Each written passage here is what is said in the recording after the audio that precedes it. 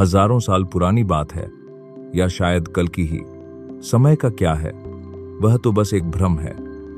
एक सम्राट था, नाम था अजेयो। जैसा उसका नाम था वैसा ही उसका जीवन। उसने जो चाहा उसे पाया। उत्तर की बर्फीली चोटियों से लेकर दक्षिण के गहरे समुद्र तक उसकी तलवार की चमक से सूरज भी शर्मा जाता था। उसके खजाने में इतने हीरे थे कि रात को भी उसके महल में दिन जैसा उजाला रहता था। लेकिन अजय सो नहीं पाता था। जब भी वह मखमली बिस्तर पर लेटता, एक अजीब सा शोर उसके कानों में गूंजता। यह शोर युद्ध के नगाड़ों का नहीं था, न ही प्रजा की जय जयकार का। यह शोर था सन्नाटे का, एक ऐसा खोखलापन जो उसे अंदर से खाए जा रहा था। एक रात अजय अपने महल की सबसे ऊंची छत पर खड़ा था। उसने आसमान की ओर देखा और चिल्लाया, मेरे पास सब कुछ है, फिर भी मुझे ऐसा क्यों लगता है कि मेरे हाथ खाली हैं? मैं कौन हूं? क्या मैं सिर्फ यह मुकुट हूं? क्या मैं सिर्फ यह शरीर हूं जो एक दिन राख बन जाएगा? उसकी आवाज हवा में गूंजी, लेकिन जवाब में सिर्फ हवा की सरसराहट मिली। तभी पीछे से एक धीमी आवाज आई, सम्राट, तुम बाहर की दुनिया को जीतने में इतने व्यस्त हो गए कि तुमने उस दुनिया को देखा ही नहीं जो तुम्हारे भीतर है। अजय ने पलट कर देखा। वहां एक साधारण सा फकीर खड़ा था, जिसके कपड़ों पर धूल थी, लेकिन आंखों में ब्रह्मांड जैसी चमक। अजय ने तलवार पर हाथ रखा। तुम कौन हो? पहरेदार कहाँ हैं? फकीर हंसा। उसकी हंसी में कोई व्यंग्य नहीं, बल्कि करुणा थी। उसने कहा, पहरेदार शरीर को रोक सकते हैं अजय, लेकिन सत्य को दीवारें नहीं रोक सकती। तुम्हें निज्ञान की प्यास है, लेकिन तुम पानी रेत में ढूंढ रहे हो। उस रात अजय ने एक फैसला किया। वह अपना मुकुट, अपनी तलवार और अपना नाम सब कुछ महल में छोड़ आया। उसने फकीर से पूछा, मुझे शांति कहाँ मिलेगी? शून्य। छह। फकीर ने उंगली उठाई और दूर घने अंधेरे जंगल की ओर इशारा किया, वहां नी शब्द गुफा में। लेकिन याद रखना, वहां तुम्हें कुछ पाना नहीं है, बल्कि सब कुछ खोना है। अजय चल पड़ा। कल तक जो रेशम पर चलता था, आज उसके पैरों में छाले थे। जंगल घना था, डरावना था। जंगली जानवरों की आवाजें थीं, लेकिन अजय के मन का शोर उनसे कहीं ज्यादा तेज था। हफ्तों बीत गए। उसका अहंकार टूटने लगा।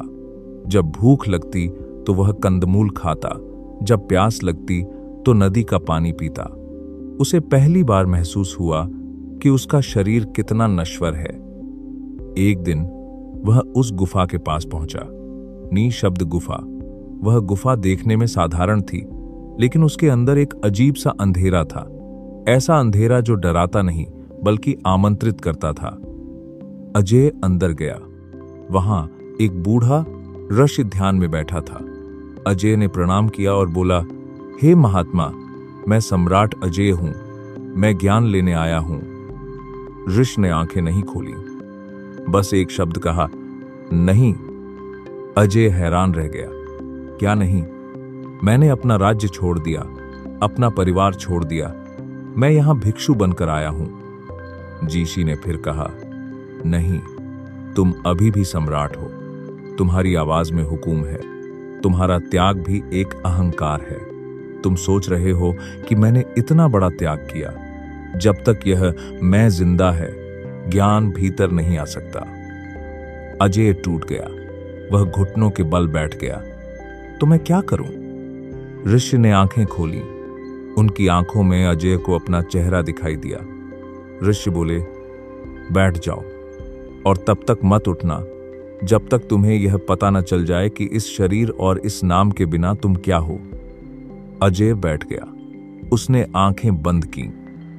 शुरुआत में उसे अपने बचपन की यादें आईं। मां का प्यार, पिता की डांट, पहला युद्ध, पहली जीत। उसका मन बोला, यही तो मैं हूं। मेरा इतिहास ही मेरी पहचान है। लेकिन भीतर से एक और आवाज आई, नहीं, ये तो यादें हैं। यादें तो बदल जाती हैं। तुम वह हो जो इन यादों को देख रहा है। फिर उसका ध्यान अपने शरीर पर गया। हाथ, पैर, धड़कता हुआ दिल, मन बोला, मैं यह शरीर हूं, यह खून, यह मांस। भीतर से फिर आवाज आई, नहीं, यह शरीर तो बदलता रहता है। बचपन में अलग था, जवानी में अलग, बुढ़ापे में अलग होगा। तुम वह हो जो इस बदलाव को देख रहा है। अजय के भीतर युद्ध छिड़ गया, विचारों का बवंडर आ गया। उसे डर लगने लगा। उसे लगा कि अगर वह सम्राट नहीं है, शरीर नहीं है, मन नहीं है, तो वह क्या है? क्या वह शून्य है? क्या वह मर जाएगा? यह डर मौत से बड़ा था। यह अपनी पहचान खोने का डर था। घंटों, दिनों तक वह बैठा रहा। मैं कौन हूं? मैं कौन हूं? यह प्रश्न हथौड़े की तरह उसके दिमाग पर बजता रहा। अचानक सब कुछ शांत हो गया। जैसे तूफान के बाद समुद्र शांत हो जाता है। विचार आने बंद हो गए, यादें धुंधली हो गईं, शरीर का एहसास मिट गया। वहां न सम्राट था, न भिखारी, न सुख था, न दुख। वहां सिर्फ एक होना था। उसे महसूस हुआ कि वह नहीं है जो देख रहा है, बल्कि वह देखना ही है। वह लहर नहीं था, वह पूरा समुद्र था। वह शरीर के पिंजरे में कैद पक्षी नहीं था, वह आकाश था जिसमें पक्षी उड़ते हैं। उसे वह निजज्ञान मिला। उसे समझ आया कि जिसे वह बाहर ढूंढ रहा था, वह तो हमेशा से उसके भीतर ही बैठा था। वह प्रकाश, वह आनंद, वह शांति, वह स्वयं था। वह आत्मा था, अजर, अमर, अविनाशी। अजय ने आंखें खोली। गुफा वही थी, दृश्य वही थे, लेकिन दुनिया बदल चुकी थी। अब उसे पत्थर में, पेड़ में, दृश्य में और खुद में कोई अंतर नहीं दिख रहा था। उसे हर जगह एक ही ऊर्जा, एक ही चेतना बहती हुई महसूस हो रही थी। ईश्य मुस्कुराए। उन्होंने पूछा, अब बताओ, तुम कौन हो? 0, 5। अजय भी मुस्कुराया। अब उसकी आंखों में वही चमक थी जो उस फकीर की आंखों में थी।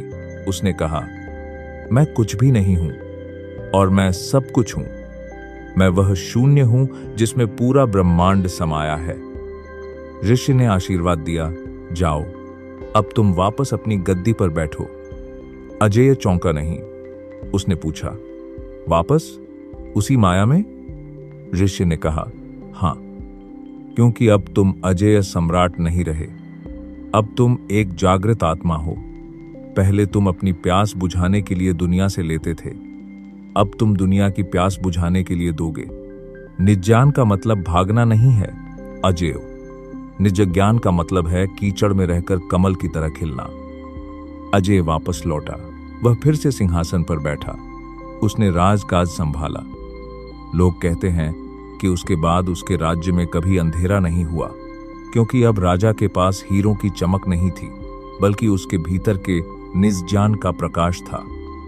तो दोस्तों, हम सब उस अजय की तरह हैं। हम डिग्रियां जमा कर रहे हैं, पैसे जमा कर रहे हैं, रिश्ते बना रहे हैं, सिर्फ यह जानने के लिए कि मैं कौन हूं। हम दूसरों की आंखों में अपनी इमेज ढूंढते हैं, लेकिन जिस दिन आप 10 मिनट के लिए सब कुछ बंद करके अपनी आंखें मूंद कर खुद से पूछेंगे, इस शोर के पीछे कौन है, उस दिन आपको किसी कहानी की जरूरत नहीं पड़ेगी। उस दिन कहानी आप खुद बन जाएंगे। अपने भीतर के अजय को जगाएं। निजज्ञान ही एकमात्र सत्य है।